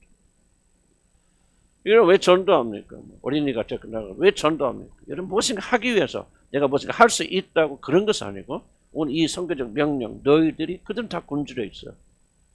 세상들은 배부르지고 못하는 것이 없지만은 그들은 영적으로 구원되어 있어요. 굶주리고 있어요. 여러분 남편도 마찬가지입니다. 여러분 남편 하지만 결국 그들은 구원받지 못하고 영적으로 굶주린 사람이면 바로 구원받은 여러분들에게 이 선교적 삶은 네가 남편의 배고픈 것을 채워주라 그 말. 그러니까 이게 모두 다 해당되는. 자, 이해가세요? 무슨 말인지. 여러분 심각하게 받아들이고 가정이나 직장에서 선교사의 참여를 담당하는 자들과 그렇지 못하는 자들이 나중에 하나님 나라에 들어가서 얻을 상은 엄청나게 다르답니다. 많은 분들이 왜 여러분 남편이 잘 되길 원합니까? 편하게 원합니까? 난 까놓게 하면 거의 99%는 여러분 편하기 위해서 그래요. 여러분 행복하기 위해서 그러죠. 그런데 우리가 거듭나는 우리들은 이 생각 바꿔 나가야 되죠. 그게 아니고 하나님 명령, 예수님 명령을 너희가 먹을 걸 주라. 아멘. 세상 굶주려 있어요. 세상 행복하죠. 왜 행복합니까? 그들이 진짜 자기 음식이 무엇인지를 모르고 있기 때문에 세상적인 것을 행복합니다. 그래서 영적으로 보면 그들이 굶주리고 있죠. 배고프고 있죠. 참 육적인 차원에서는 그들이 행복하죠. 만족하죠. 뭐 모자란 게 뭐 되겠어요? 무엇이 있겠습니까? 그러나 영적인 차원에서는 굶주리고 있는데 그것을 여러분이 나눠주라. 그래서 우리가 주님 충만하게 나가야 되죠. 6번 보면은 그런데 제자들에게 있는 물고기 2마리 떡 5개 뿐입니다. 현실 보죠. 참 이게 놀란 대접입니다. 5,000명이 넘는 거예요. 아이들까지 하면은 여자까지는 2만 명이 넘는 무리들을 12제자를 향해서 너희들이 먹을 거 주라고 하잖아요. 그런데 그들이 가지고 온 것은 물고기 2마리와 보리 5밖에 없다. 이 대조를 잘 봐야 된다. 선교적 사명을 받았지만은 그 선교적 사명을 충실하게 이행할 수 있는 우리는 뭐가 있어요, 정말 도대체? 여러분 질문이 그거죠. 내가 어떻게 무엇으로? 내가 가진 게 아무것도 없습니다. 물고기 2마리, 보리떡 5개. 보리떡 큰 거 아니에요. 조그마한 거 거든요. 그냥 얘들 뭐 한번 먹어버리면 2개 딱 없어져. 물고기 뭐 큰 게 아니거든요. 한 사람이 식사 한 번 먹으면 끝나는 거 그것밖에 없죠. 사람들 가보면 밀가루 뭐가 있어. 그날 먹고 음식 먹고 이제 굶어 죽으려고 남은 마지막 밀가루에 기름 한 방울밖에 없단 말이에요. 이게 바로 이제 우리들의 현실. 너희들이 먹을 걸 주라. 근데 무엇으로? 이런 질문을 나누는 거죠. 제자들 벌써 예수님 누군지도 모르고 이렇게 잘난 체 많은 제자들에게 너희가 모든 인류에 먹을 걸 주라 그랬을 때 당장 나오는 질문은 주여 우리가 가진 게 이것밖에 없습니다. 물고기 2마리, 보리 5개. 우리가 무엇으로 저 고집세고 악한 남편 변화시킨단 말입니다. 내가 무엇으로 우리 자녀들이 주님께 돌아가도록 그렇게 한단 말입니다. 이런 그 무의식적 강력한 사고가 우리 안에 있기 때문에 우리는 하나님께서 얘들이 먹을 걸 주라는 명령을 하지 못합니다. 자, 그럼 왜 이제 중요한 질문 중 하나는 그렇다고 왜 하나님은 우리 주님은 5,000명을 먹이시는데 물고기 2마리와 떡 5개가 꼭 필요하셨습니까? 그냥 뭐 하나님께서 떡그릇 하늘에서 막 떨어질 거 아니에요. 그게 있어야만 됩니까? 우리 어떻게 생각하세요? 하나님 5,000명을 먹이는데 꼭 물고기 2마리와 보리 5개 있어야만 됩니까? 나는 그럴 필요가 전혀 없다. 하늘에서 만나가 나는데 뭘 있어서 물고기 2마리 있어서 만나가 떨어졌을까? 아니잖아요. 하늘에서 그냥 창고에 문을 열고 그냥 떡이고 뭐 다 그냥 까마귀들 날려서 그냥 어떤 떡이나 뭐 하여간 다 날라올 수도 있잖아요. 그런데 왜 하나님은 그때 우리 주님은 그때요? 보리떡 5개와 물고기 2마리를 받으시고 그 위에 축사하시고 그걸 나눠줘서 그 적은 것으로 배부르게 먹게 하느냐. 이 뜻을 이해하려면 아까 무슨 명령? 예수님이 제자들에게 무슨 명령 주셨다? 선거적 명령이라는 것을 이해를 하셔야 돼요. 청교도 명령부터 지금은 제자들 이 시점에서 이해할까요 못할까요? 전혀 이해하지 못하지만 나중에 하나님 예수님이 성찬하셨는데 이 성경적 명령 이해하기 그렇구나. 이 전 세계 로마 제국이 가로막고 있는 그 넘어 전 세계에 지금 제자들 12명 몇백 명 있다 봅시다. 그 소수의 무리들이 가지고 있는 것은 아무것도 없죠. 예를 들면 복음이라고 하는 물고기 5, 세상을 무시하고 멸시하는 복음이라고 하는 물고기 2마리 버리다 조그만 것만 가지고 있을 때 어떻게 이들이 이 명령을 순종하겠느냐 하는 굉장히 중요한 질문, 선거적 질문을 던지게 되어집니다. 우리 주님은 그것에 거기에 그들의 질문에 이해를 주고 답변하시기 위해서 거기 가져오라는 것은 그것이 꼭 있어야만 기적을 행하시는 게 아닙니다. 그래서 이 제자들은 아마도 이 기적을 죽을 때까지 잊지 못했을 것. 선교 현장 반대와 대적, 자기를 핍박하는 모든 그 대적을 경험할 때마다 나는 제자들이 이 기적을 기억하였으리라 나는 그렇게 생각해요. 그때 우리가 그래서 예수님 또 나중에 말해주잖아요. 너 그때 먹고 광주리 몇 개나 예수님 희한하잖아요. 왜 먹고 배불리 넣고 광주리 초점 맞추십니까? 보리떡 5개 물고기 2마리 아무것도 한 사람이 식사에 불가능. 너 기억 못하냐? 5,000명이 배불리 먹고 이렇게 남았잖아. 4,000명이 배불리 먹고 이렇게 남았잖아. 그걸 믿고 너희들이 가지고 있는 조그만 것을 하나님께 사용하시면 이런 성기적 삶을 완성할 수 있다는 믿음을 가지고 나가라. 난 여러분들 이걸 얼만큼 생각해 받아들이냐가 어떻게 앞으로 살아갈까 굉장히 중요한 것처럼 거든. 왜냐하면 나는 부끄러운 고백이지만 그래도 나이 목회 많이 어쩌면 실패했다 볼 수도 있겠고 이렇게 하나님 영화로까지 못한 큰 원인 중에 하나가 좀 이 이슈가 저한테 굉장히 크거든. 열정감이 됐든 내가 가진 것이었고 뭐고 내가 어떻게 압도돼 버립니다. 나도 처음에 요즘은 그렇지 않지만 처음 여러 번 생활하면서 몇 년 동안 압도돼 버려. 정말 해도 안 되는구나. 이렇게도 안 되는. 정말 사람이 완고하고 안악해도 이렇게 완고하고 안할까? 뭐 지금도 그런 분도 있을 수 있겠죠. 지금 하나님 진짜 이게 옛날 군대 그 장관이 얘기했지만 하나님이 하늘에 창을 내시라 어찌 그런 일이 일어났겠냐 하는 그런 어떤 절망 의식 이런 것들이 압도되어 있었던. 그럼 왜 그래요? 압도되어 있냐면요. 그 문제가 크기 때문에 그런 게 아니에요. 이런 어떤 큰 문제 부딪혔을 때 왜 여러분이 그 문제에 압도당합니까? 이유는 크게 왜 그래? 문제가 커요? 엄청나서 그래요? 왜 그래요? 그게 여러분의 손에 들려진 물고기 2마리 보리떡 5개가 아무것도 아닌 거. 사실 현실이 그렇지만 아무것도 아니게 보이기 때문에 이것으로는 어떻게 이거 하나. 만약에 막 여러분이 보리떡 막 10,000개를 가졌다 막 그러면 걱정 안 하죠. 항상 문제를 뭐냐면 문제가 여러분 정말 문제 크기 때문에 문제 일어나는 거 아니에요. 뭐가 문제냐면 여러분이 가지고 있는 것이 왜소하기 때문에. 주님께서 굉장히 중요한 교훈을 주시는 것이죠. 여러분 여기서 여러분이 극복하지 못한다면 여러분 지속적으로 죽을 때까지 여러분 문제에 눌려있게 되어집니다. 문제는 문제가요. 크게 본다 크게 보이고 작게 보인다 작게 보이는 게 문제는 아니에요. 문제는 팩트예요. 근데 왜 우리가 들고 있냐? 이 조그만 거 내가 가지고 있는 거 나로서는 내가 어떻게 물고기 2마리로 보리떡 5개로 이 사람들 굶주린 사람을 먹이려고 하니까 이건 불가능하다. 결론은 불가능합니다. 주님이 교훈하는 거 그래 맞아 불가능해. 아무것도 할 수 없어. 그러나 너희들이 그 모든 것을 나에게 바치면 그걸 가져오잖아요. 예수님께.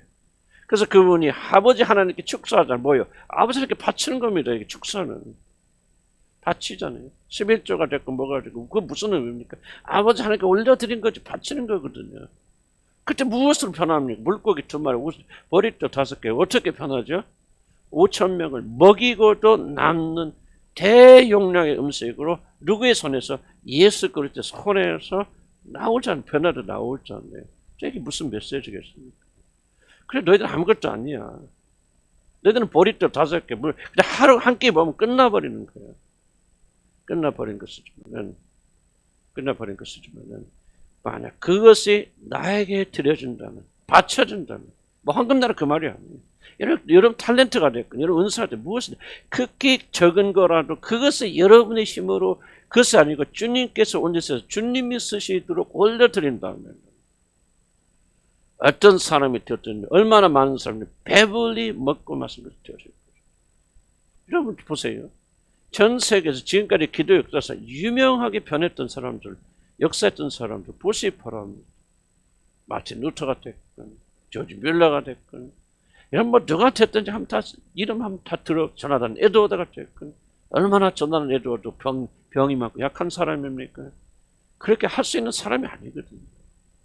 여러분 존 오웬도 그래. 존 오웬이 자녀가 11명 있어요. 11명 있는데 난 존 오웬 잠깐 존 오웬이 그랬을 겁니다. 11명 아이 중에서요. 살아남은 자녀는 1명밖에 없어요. 10명이 죽었어. 10명이 자녀죠. 존 오웬이 존 플라벨이라고 또 우리가 또 유명한 분들 청교도 그분은 자기 아내가 3명이 죽었죠. 아기 낳다 죽고 병에 걸리고 전부 세상적으로 보면요. 물고기 2마리하고 보리떡 5개밖에 없어요. 근데 주님이 주시는 메시지가 너희들이 아무리 부족하더라도 이것을 나에게 바치면 바친다는 건 뭐 돈을 든다 그런 뜻이 아니고 나에게 양도하여 준다면 죽는다면 너희들은 이렇게 배불리 많은 사람 배불릴 수 있는 그런 것으로 내가 변화시켜서 그렇게 많이 그러니까 그 유명한 사람들이 가지고 있는 건 그렇게 적은 어려운 거지만 그들이 하나님 앞에 헌신하게 되어질 때 어떻게 변합니까?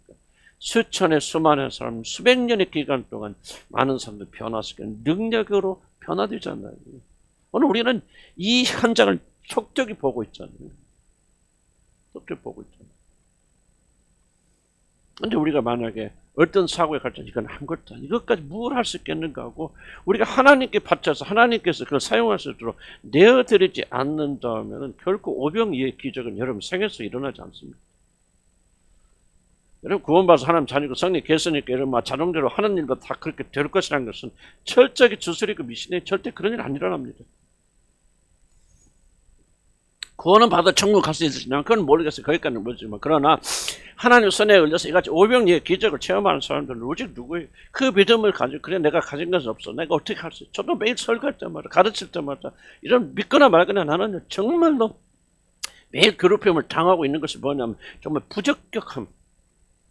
어떻게 내가 이걸 할 수 있고 내가 이 말을 듣고 누가 은혜 받을 수 있을까? 나는 옛날에 젊었을 때는 막 그렇게 나 잘난 맛으로 다시지만 나는 정말 내 자신 누군지 알고 나는 보리떡에 불과하다는 사실을 매번 고백하지 않았어요. 주님께 올려드립니다. 그럼 어떤 때 정말 주님께서 그럼 내가 내 설교 왜 내 얘기를 많이 하냐면 그게 내 연약한 거 부족함 고백하는 나의 방식입니다. 그럼 내가 발견한 게 뭐냐면 바로 내 연약함을 고백할 때 성령께서 가장 크게 역사하신 거 발견해요. 바로 그 메시지 아닙니까?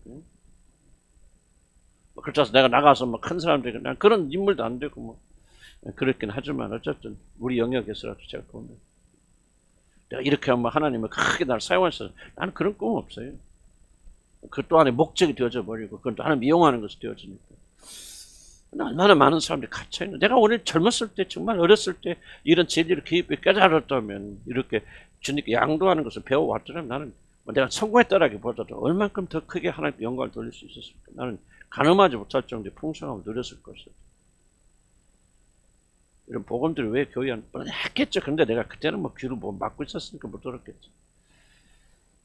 여러분 지금이라도 여러분이 믿고 그래 나는 아무것도 아니고 믿음도 부족하고 또는 여러분 혹시라도 뭐 나는 뭐 강직하게 못 나가고 또 막 믿음이 올라갔다 내려갔다 막 흔들리고 막 신뢰할 수 없는 사람이라 할지라도 그것도 여러분 연약함 가운데 들어가잖아요. 그래도 나는 오늘 이 말씀을 듣고 내 생애를 주님께 올려드립니다. 주님께 드리고 주님이 내 안에서 역사하셔서 이런 믿음을 가지고 나가기 시작한다면 여러분 반드시 오병이의 기적을 체험을 할 수 있습니다. 아멘.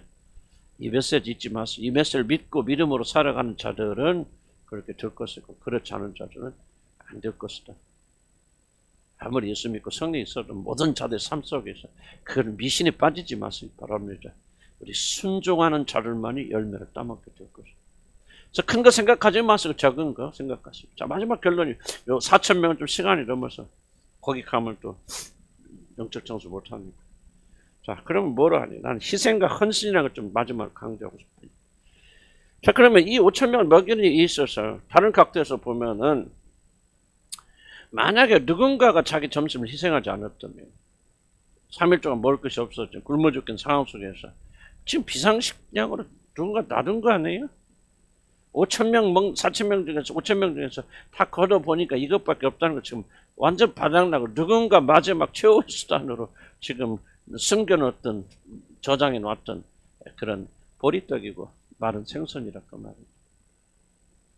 여러분 생각해보세요. 만약에 그 사람이 이것을 내놓지 않았더라면 물론 하나님이 그런 능력이 없어서가 아니라 우리 주님은 어쩌면 이 기적을 행하지 않으실 수도 있겠죠. 그러면 5천 명 전체가 자기는 먹을 수 있겠죠. 한 끼를 먹을 수 있죠. 5천 명 전체가 굶주린 채로 돌아가야 되는 예수님조차도 제자들조차도 그런 일이 일어났어요. 뭘 지금 제가 강조했습니다. 누군가 희생과 헌신이 이런 놀라운 역사를 만들어냅니다. 이런 기독교의 가장 핵심적인 것이 무엇이라고 생각합니까? 기독교의 가장 중심적인 메시지가 뭐라고 생각하세요? 죄에서 구원받고 다 맞는 말이지만 뭐라고 생각합니까? 어떤 원리가 기독교 원리 가장 중요한 원리를 따진다면요, 딱 이겁니다. 구원 그런 것을 말할 필요도 없겠고 죽음과 부활의 원리입니다. 기독교를 지배하는 기독교의 어떤 윤리적 도덕, 구원사적인 그런 차원이 아니고 윤리적 도덕적 의미를 기독교의 핵심적인 이런 윤리적 도덕적 의미가 무엇입니까? 말하면 죽음과 부활의 원리입니다. 죽어야만이 살아납니다. 예수님 뭐라고 하죠? 자기 참 한마디로 이렇게 압축하죠. 하늘의 미랄이 땅에 떨어져서 죽지 아니하면 죽으면 죽지 아니하면 그대로 있거니와 만약 죽어서 썩으면은 많은 열매를 맺느니라. 한 사람의 범죄함으로 인해서 많은 사람이 죄인되었고 모든 사람이 죄인되었고 한 사람의 순종함으로 많은 사람의 구원에 이른 전부요. 한 사람의 희생과 헌신과 죽으심이 많은 사람에게 부활의 놀란 생명 역사를 가져. 이게 기독교의 윤리적 도덕적인 핵심입니다. 모든 구원이 여기서 일어납니다. 그래서 여러분이 구원받은 것도 예수 그리스도 한 분이 하나님의 자리를 버리시고 오셔서 죽으셨기 때문에 이런 놀라운 역사가 일어나는 거죠. 죽음이 없었다면 부활이 없는 거죠. 죽음이 없었다면 구원이 없는 거죠. 이것이 기독교 안에 아주 뿌리 깊이 내린 중요한 원리적인 원리입니다. 여러분 왜 부활의 역사가 없습니까? 왜 여러분 가정이 됐건 교회가 됐건 어떤 직장에서 여러분이 정말 이런 놀라운 부활의 역사, 생명의 역사가 없습니까? 이유는 딱 하나입니다. 죽지 아니하려고 서로가 살려고 발부름치기 때문에 죽게 되어집니다. 왜 어느 가정에서는 죽음의 원리가 그 꽃이 피어지게 되어집니까? 나도 우리 가정 다 깊은 얘기는 할 수 없고 그렇지만 저도 우리가 조금만 그 하나님 부활의 역사를 체험하면서 나는 저나 우리 똑같은 원리가 심겨졌다 생각합니다. 그게 뭐냐? 죽음의 원리죠. 모든 걸 내려놓고 비판과 판단과 정죄를 내려놓고 자기 그 참자, 죽자, 썩어지자. 하나님께서 그런 마음 부어주셨고 우리 아내에게도 그런 마음 부어주셨어요. 그렇게 되다 보니까 어느 순간에 부활의 놀란 생명 일어나는 것을 우리가 발견하고 체험하고 있거든요. 다른 면에서 저는 많이 또 개선됐고 그러는데 정말 이 부활의 역사 이게 죽음이 있지 않으면 어떤 경우에도 부활의 역사가 없다는 거예요. 누군가 희생이 있었어요. 헌신이 있었어요. 내어놓음이 있었어요. 자기 것을 갖다 바쳤어요. 그렇기 때문에 그 5천 명이 배불리 먹게 되는 그런 놀라운 역사가 일어나요. 이것이 실천되지 않으면 여러분 영원히 주님나라 갈 때 간다고 합시다만 가는 날까지 이 세상에 사는 동안 여러분 생명을 누릴 수가 없어요. 지속적으로 죽음 속에 살게 되어지고 예수와 이 안에 주시는 참 생명의 어떤 그런 축복을 누릴 수가 없습니다. 절대로 못 누립니다. 죽어야 돼요. 내가 깨져야 됩니다. 부숴야 됩니다. 내가 어떤 소망과 뭐를 다 풀어줘야 돼요. 내가 아내로서의 어머니로서의 모든 권리, 아버지로서의 권리, 뭐를 다 내려놔야 돼요. 깨져야 돼요. 죽어야 돼요. 남편의 권리를 예를 들어서 죽지 않으면 그 가정 결코 안 됩니다. 아내가 아내로서의 권리와 이런 거를 여러분 죽지 않으면 안 됩니다. 교회가 목사로서의 권리를 내려놓지 않고 교인들의 권리를 내려놓지 않으면 이 교회는 다 죽습니다. 그렇게 원래는 딱 하나예요. 죽음과 부활이에요. 여러분이 왜 그 놀라운 생명을 맛보고 있는 줄 압니까? 내가 왜 그렇게 자기가 해보려고 발버둥친 사람 보면서 참 안타까운 줄 아십니까? 뭐 나도 그 사실 그런 사람 중에 하나지만 왜 그렇게 보면서 안타까운, 그 사람은 생명을 맛볼 수가 없거든요. 그래서 났는지는 몰라요. 그러나 그 사람은 생명이 무엇인가 전혀 맛볼 수 없는 사람들이에요. 그러나 이제 죽음의 원리가 좀 들어와서 죽기 시작하면 여러분 뭐를 맛보기 시작하냐면, 이게 생명이구나. 이게 사는 길이구나. 내가 죽는 게 끝이 아니고 우리 가정이 살아나는구나. 내가 뭔가 포기하니까 내려놓으니까 우리 자식들이 활기를 가지는구나. 생명이 많은구나. 여러분 봅니까? 나는 여러분들 보신다고 생각하는데요. 이게 안 되면요, 여러분 전혀 하나님 생명을 누릴 수가 없습니다. 정말 이게 중요한 원리예요. 희생의 원리. 뭔가를 여러분 해야 돼, 희생을. 왜 기독교 핵심이 뭡니까? 기독교 핵심은 희생제사잖아요. 아벨이 뭐 했습니까? 희생제사 드리잖아요. 아벨은 자기 목숨을 드린 거 아니에요? 카인한테 죽잖아요. 하나님 왜 그 제사를 받았습니까? 피가 있기 때문에. 자기 죽음이 있기 때문에 하나님 제사 받으시는 거 아니에요? 우리가 어떤 예배 안 받습니까? 어떤 삶 안 받습니까? 희생 없는 삶을 하나님 받지 않으세요. 이게 굉장히 중요한 거예요. 내려놓는 삶이 없으면, 포기하는 삶이 없으면, 세상에 대해서 죽는 삶이 없다면 하나님 결코 저와 여러분의 삶을 그 제사 받지 않습니다. 아벨의 제사를, 카인의 제사를 받지 않은 유일한 이유가 뭡니까? 카인의 제물에는 피가 없잖아요. 자기 희생이 없죠. 카인의 삶 속에 하나 안 받았습니다. 왜 예수 그리스도의 그 삶을 기쁨으로 받으시면, 그거는 예수 그리스도의 삶은 철저히 자기 죽음, 자기 희생, 자기 헌신, 다른 사람을 위해서, 다른 자를 구원하기 위해서 철저히 자기 자신을 십자가에 못 박아서 흘려진 보배로운 죽음의 희생의 피가 있기 때문에 하나님께 그 제물을 받아주신 거예요. 예수 그리스도의 삶이 윤리적, 도덕적이기 때문에 받아주신 게 아니에요. 그런 분도 표현하지 우리 좀 죄가 없지만, 그러나 하나님께서 예수 그리스도를 영광을 취하신, 죽음에서 영광을 취하신 것은 그의 삶과 그의 죽음을 모두 철저하게 다른 사람에 대한 희생 제사로 자기를 드렸기 때문에. 우리 가정의 회복될 때 얼마나 우리가 잘해서 하나님 회복시켜 주시겠습니까? 우리가 가정의 원리 이런 거 다 해서 완벽하게 되니까 안 그렇습니다. 하나님께서 무언가 우리 안에 뭐를 보십니까? 희생하는 자들의 그 희생을 보십니다. 아들의 피를 보고 기뻐하신 것처럼 여러분 안에 그 아들의 본을 받아서, 좀 이게 영적이 아닐지 들릴지 모르겠지만, 그래 그 예수 그리스도 본 받아서 내 자식 죽어야 되겠다, 희생하냐, 피 흘리는 거 아닙니까? 죽는 거 아닙니까? 그럴 때 바로 그 아들의 본을 받아서 오늘 또 자기 가정에서 남편의 권리를 내려놓고 아내의 권리를 내려놓고 또 가정을 위해서 희생하고 헌신하고 교회를 위해서 희생하고 헌신하는 그 희생의 아름다움을 보시고 그 제사를 그 사람을 받아주신 거 아니겠습니까? 이것이 여러분이 없다면은 결코 하나님은 우리 가운데 영광을 취하지 않는다. 좀 어려운 얘기인데 무슨 얘기인가 이해는 가시죠? 자, 보세요. 이 보리떡 5개 물고기 2마리를 바친 희생이 아무것도 아니거든. 아닌 것 같이 보일지 모르지만, 그래 여기서 자기 마지막 생기를 내놓잖아요. 여러분 보세요. 이것이 왜 중요합니까? 산에 가보세요. 하나님께서 오셔서 그 밀가루를 매일 그거 못합니까? 마지막 남은 그 밀가루를 하나님이 받으시고, 이게 뭐예요? 희생제사라는 겁니다. 자기 마지막 먹고 이제 먹을 수 있는 마지막 거리를 하나님께 희생하잖아요. 희생하니까 뭐가 임합니까? 부활의 역사 임하여서 밀가루 통해 오병이의 기적 보세요. 오병이의 누군가가 희생해서 제물로 드려지니까 그 위에 하나님께서 기름 부어서 불을 내려 주셨어요. 그것이 오천만 배불리 먹이는 것으로 들어가잖아요. 왜 여러분 기독교적 의미를 봅시다. 하여튼 사역이 됐고 뭐가 됐고, 왜 나는 성공하지 못했을까? 성공 실패 그만, 그런 차원을 말하는 것은 아니고, 왜 내가 하나님 뜻에 충분히 순종하지 못했을까? 이유를 따지면 딱 하나예요. 희생을 하려고 하지 않았기 때문에. 죽으려고 하지 않아요. 내놓으려고 하지 않아요. 목사의 권리 다, 인간으로서 권리를 다 쥐어라 뭐하려고. 그렇기 때문에 하나님께서 받으실 수 없는 거예요. 아니, 그래서 조금이라도 희생하고. 그렇죠. 그래서 내가 요즘 하나님 진짜 부르시나 조금 철나서 와요. 지금은 옛날에는 젊어서 막 다 했는데 지금은 이게 좀 몸도 말도 안 듣고 뭐도 안 듣고, 정말 이건 100번 은퇴해야 되고 쉬어야 되는 상황인데, 약을 먹어도 안 된다는 건 이건 약을 쉬는 것밖에 없고, 몇 달 쉬어야지 아무것도 일어나고 잠만 자고 그래 약도 받는단 말이에요. 아, 내 몸이 지금 완전히 망가져 있구나. 좀 그런 생각이 들 정도로. 그런데 하나님께서 내 내면을 더욱더 강하게 하신단 말이에요. 이때는 하나님께 헌신하고 싶잖아요. 이제 내가 하나님 나도 내 자신을 희생하고 싶습니다.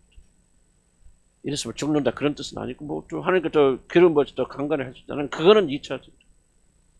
이제부터 내가 주님을 좀 숨길 수 있고 아무것도 없을 때 아무것도 주어지지 않을 때 정말 하나님의 은혜가 아니면 태울 수 없는 그런 희생의 제사. 나는 저와 여러분 이거를 배워야 된다. 이제 여러분들 보세요.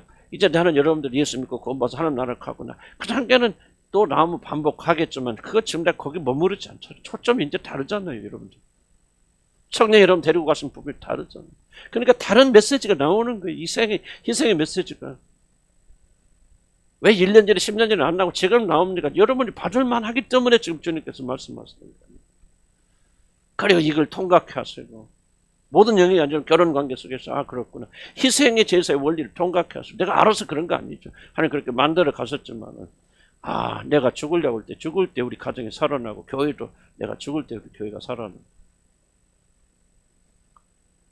오병이의 기적은요. 희생 없이는 안 됩니다. 여러분의 몸을 생각과 모든 것들 하나님께 거룩한 제물로 바쳐야만 오병이의 놀란 축복을 주는 거지. 얘는 하나도 안 하면서 그냥 막 주술적으로 해서 막 기적을 베풀어 주셔서 이건 완전히 귀신 장난들이고요. 하나님이 증오하십니다. 그런 자를. 그리고 마지막 심판 때 가장 무서운 심판하실 겁니다. 희생하세요. 이런 자신을 주님 앞에 바치시고 시간도 정성도 뭐도 그리고 우리가 오락도 필요하고 나는 그걸 부인하지 않아요. 먹는 것도 필요하고 쉬는 것도 필요하고 놀러 가는 것도 필요합니다. 나는 그거를 부인하는 율법주의자 삶을 나는 추구하고 싶지 않고 그걸 여러분 가르치고 싶지 않아요. 그러나 어느 부분에서는 정말 우리가 희생해야 돼요. 그런 때가 있을 거 아니에요. 진로도 희생해야 될 거 아니에요. 한끈할 거죠. 아니 이현석 목사님 장래에 대해서 나도 좀 많이 염려하는데 염려보다는 관심 기도하는데 그 결혼 문제에 대해서 내가 언제부터 굉장히 우리 아들이랑 굉장히 감동받았냐면 그러더라고 자기가 나한테 우리 나는 결혼 안 하려고 하는 게 아니에요. 결혼 안 하려고 하는 게 아니에요.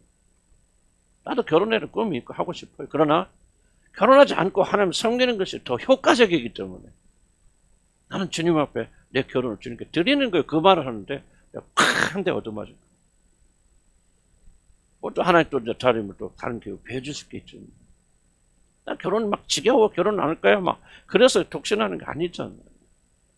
그런 마음이 있지만은 내가 결혼해서 뭐 나는 너무 좋은 사랑을 안 했고 자식들 뭐 시간 보내 뭐 너무너무 즐겁지만은 그렇게 되어서 내가 주님을 섬기는 시간에 내 마음이 분열되기 때문에 나는 주님께 드리고 싶어요. 나는 내 자식이지만 나는 막 폭탄받은 거지. 모두 다 그렇게 들어간 그런 거 아니죠. 저도 우리가 이런 마음을 가지고 나갈 때만이 우리 정말 가정이 이기적이고 자기 중심적이고 자기 행복에는 보이지 않는 나는 여러분 보면서 뭐 나는 안 그렇단 말 아니까 오해하지 마서 들으시기 바랍니다. 나는 여러분 보면서 정말 끈질기게 뭐냐면 어찌 그렇게 자기 행복과 자기 안전에 저렇게 헌신되어 있을까? 지금 이렇게 말하면 재물의 원리는 전혀 안 지켜져. 물론 여러분 나름대로 희생하고 헌신은 그럴 수 있겠죠. 그러나 뭐 다 그렇다는 얘기도 아니고 뭐 누가 그런 건 아니지만 한번 우리가 고민해 봤어요. 오병이의 기적만 추구하지 말고 이 오병이의 기적이 일어날 때는 누군가가 자기에게 주어지는 마지막 식사를 주님께 희생했다는 거예요. 이 희생제사를 드렸단 말이에요.